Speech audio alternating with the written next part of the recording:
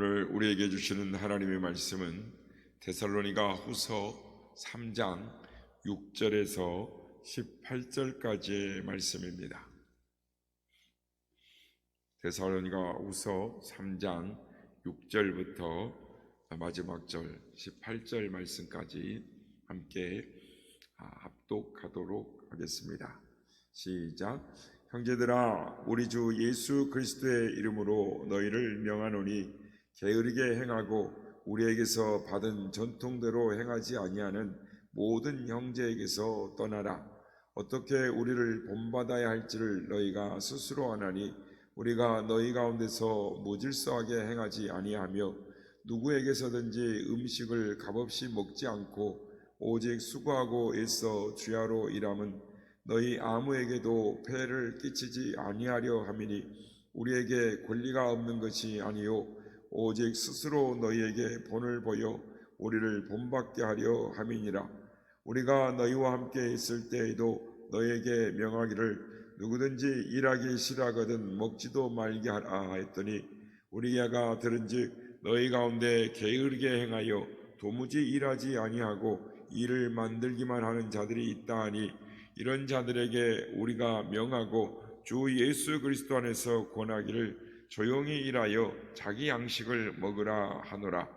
형제들아, 너희는 선을 행하다가 낙심하지 말라. 누가 이 편지에 한 우리 말을 순종하지 아니하거든 그 사람을 지목하여 사귀지 말고 그로 하여금 부끄럽게 하라. 그러나 온수와 같이 생각하지 말고 형제같이 권면하라. 평강의 주께서 친히 때마다 일마다 너희에게 평강을 주시고 주께서 너희 모든 사람과 함께 하시기를 원하노라. 나 바울은 친필로 문안하노니 이는 편지마다 표시로서 이렇게 쓰노라. 우리 주 예수 그리스도의 은혜가 너희 무리에게 있을지어다. 아멘. 할렐루야. 오늘도 우리 예배 가운데 함께 하신 주님을 찬양합니다. 데살로니가 교회 가운데 성도들 중에 주님의 이 재림에 대한 메시지를 들고 듣고 나서 일상을 포기하고 이 주님의 재림의 날만을 기다리는 사람들이 있었습니다. 이 본래 이 바울 사도가 이 재림의 메시지를 그들에게 준 이유는 성도들이 고난 가운데서 어려움 속에서 이 주님을 기다리는 소망을 가지고 주님 안에서 이 소망 가운데 살기를 바라는 이 주님의 재림에 대해서 이렇게 말씀을 전해 준 것이었습니다. 그런데 성도들은 그것을 오해해서 이 주님의 그러니까 마치 이 주님의 재림만을 기다리는 것이 좋은 신앙, 가장 좋은 신앙이라고 생각해서 아무도 일하지 않고 오직 주님의 재림만을 기다리는 그런 그것이 최고이냐, 그게 잘못 알고 지냈던 사람들이 있었습니다. 오늘날에도 교회 역사 속에서도 우리도 뭐 그거를 벌써 한 30년 됐죠. 이 다미선 교회에서 주님이 재림하신다고 그렇게 했고 온 나라가 들끓었던 기억이 있습니다. 그렇게 오늘날도 그렇고 데살로니가 교회 성도들도 주님 오실 날만 기다리며 뜨겁게 기도하고 믿음으로 사는 것, 그것이 최고인 줄 알았습니다. 그런데 주님께서 이 마태복음 25장의 달란트 비유를 통해서 그리스도인들은 충성된 종이 되어야 함을 말씀을 하고 있습니다. 그러니까 정말 믿음이 있는 사람이라면 주어진 상황에서 주어진 일의 자리에서 최선을 다하는 것입니다. 그것이 주님께서 우리에게 원하시는 것입니다. 성경은 고린도전서 4장 2절에 맡겨진 자에게 구할 것은 오직 충성이니라 라고 말씀을 합니다. 그래서 바울 사도도 오늘 본문에서 이런 신앙, 이 바르지 못한 신앙을 가진 사람들을 향해서 바른 신앙을 가져라, 또 그런 신앙을 갖기를 기대하면서 이 메시지를 전하고 있습니다. 근데 이 바울 사도는 일상을 포기하고 이렇게 사는 자들을 뭐라고 표현을 하냐면, 오늘 본문에 보면 게으르게 행한다. 그러니까 의외의 표현이죠. 게으르게 행한다. 이 말은 이 헬라 원어로는 아닥토스라는 말을 쓰고 있는데요. 이 말은 결석하다, 있어야 할 자리에 없다라는 뜻입니다. 그러니까 데살로니가 성도로서 마땅히 있어야 할 자리에, 있어야 할 노동의 자리에 있지 아니한 것, 즉 그들은 게으르다라고 표현을 했던 것입니다. 그러니까 우리가 생각하는 게으르다라는 표현이 아니라 있어야 할 자리에 있어야 하고, 주어진 상황에서 맡겨진 일에서 최선을 다하지 아니한 것은 바르지 못한 신앙이다. 있어야 할 것을 회피하는, 해야 할 것을 회피하는 사람이다라고 말을 하고 있는 것입니다. 그래서 바울 사도는 오늘 본문에서 자신들에게 주어진 일터가 하나님의 영광을 위한 일터다라고 말을 하고 있습니다. 즉 그리스도인들은 이 비그리스도인들과는 다른 차원에서 자신의 일터를 생각해야 된다는 것입니다. 그러니까 주님을 알지 못하는 사람들은 그 일터를 자신의 생계 유지나 자신의 자아 성취를 위한 도구로 일을 하지만, 그리스도인들은 한 걸음 더 나아가서 자신이 일하는 일터를 하나님의 영광을 드러내는 선한 도구로 인식을 해야 한다라는 것입니다. 그러니까 하나님께서 우리의 모든 삶의 현장에서 우리를 통하여 하나님이 드러나기를 원하고 계십니다.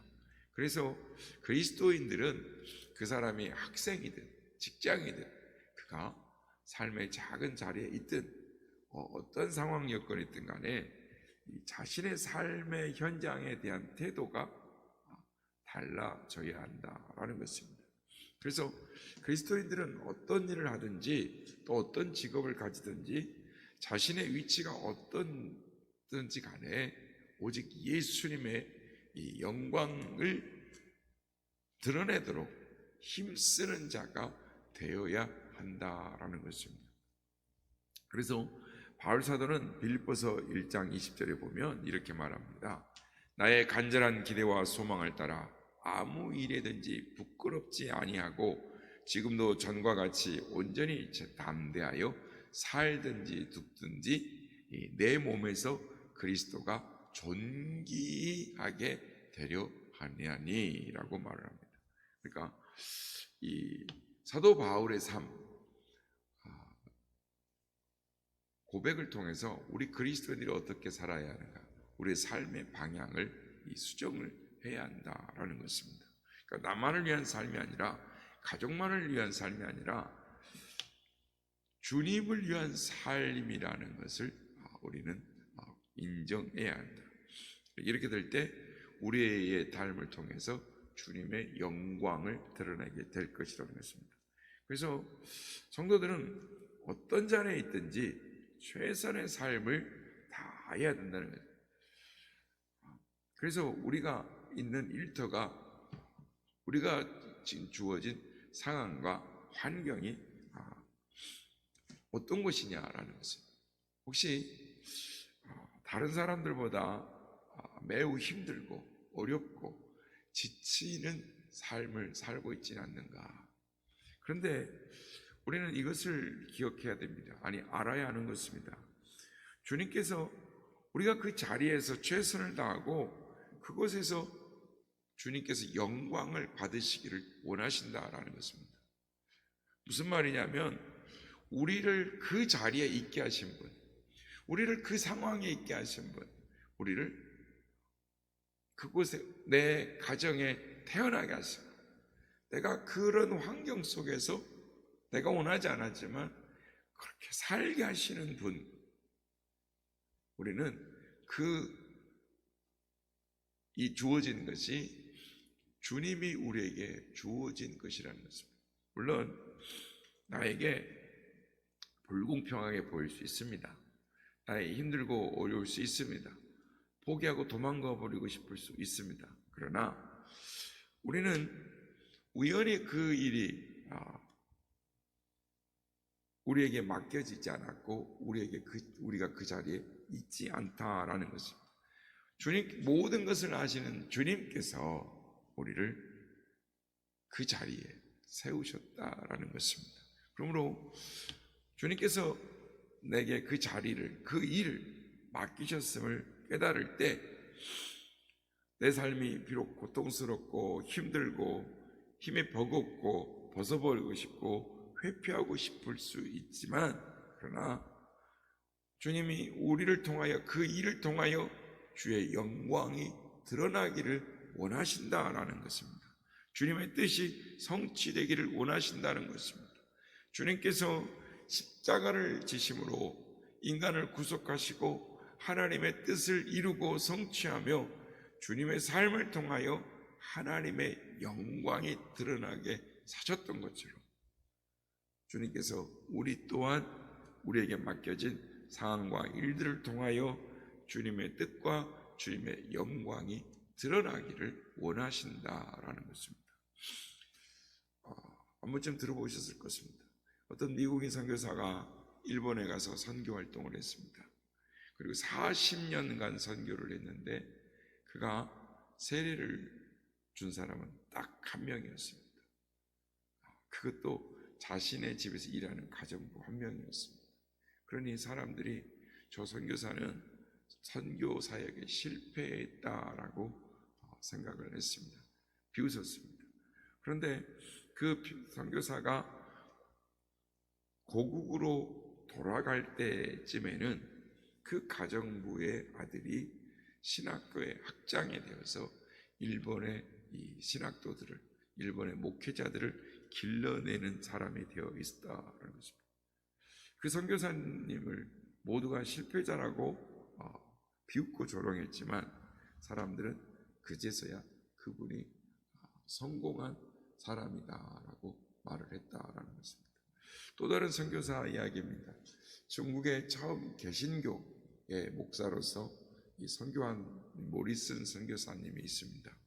모리슨 선교사님이 중국 선교를 하려고 들어갈 때 이 선장이 모리슨 선교사에게 이렇게 말합니다. 모리슨 씨, 당신이 정말 이 중국에 들어가서 영향을 끼칠 수 있을 거라고 생각합니까? 선교가 안 된다는 거죠. 그러니까 모리슨 선교사님이 저는 못합니다. 그렇지만 하나님께서 일하실 거라고 생각합니다 라고 대답을 합니다. 그래서 모리슨 선교사님이 들어가서 평생을 선교하다가 돌아가셨을 때 개신교 교인들이 몇 명이었냐면 단 12명이었습니다. 수십 년을 선교를 했는데 기껏 12명이었다는 거죠. 그런데 한 세기가 지난 후에 중국의 개신교 숫자가 300만이 넘었습니다. 그렇습니다. 우리에게 맡겨진 일들이 사소하게 보일 수 있습니다. 무의미하게 보일 수 있습니다. 우리가 충성되게 일을 해도 우리의 눈에, 우리의 손에 열매가 보이지 않을 수 있습니다. 인정받지 못할 수 있습니다. 아니, 무시와 조롱을 받을 수도 있습니다. 실패자로 취급을 받을 수도 있습니다. 그러나 한 알의 밀이 떨어져 썩어져야만 열매를 맺을 수 있듯이 하나님은 우리의 작은 이 일과 삶과 환경을 통해서 하나님의 일을 이루어 나가시고자 한다라는 것입니다.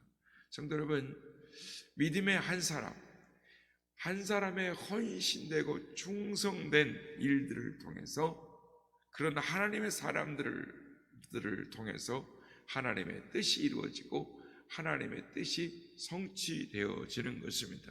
그렇습니다. 열매가 보이지 않고 고통스러워도 하나님의 뜻은 충성된 하나님의 사람들의 눈물과 땀과 피에 의해서 하나님의 뜻이 이루어지고 성취되어져 간다라는 것입니다. 그렇습니다. 성도 여러분, 우리에게 맡겨진 일들이 거창하게 선교라든지 특별히 어떤 일을 한다라고 알지 못할 수 있습니다. 그러나 우리에게 맡겨진 일들을 성실하게 감당할 수 있을 것입니다. 그래서 우리에게 맡겨진 삶의 자리에서 주의 뜻을 드러내고 주의 영광을 드러낼 때 우리의 삶에 의미가 있고 보람이 있고 우리를 삶의 자리에 세우신 하나님의 뜻을 이루어가게 될 줄 믿습니다. 오늘도 우리에게 주어진 삶의 자리가 어떤 자리입니까?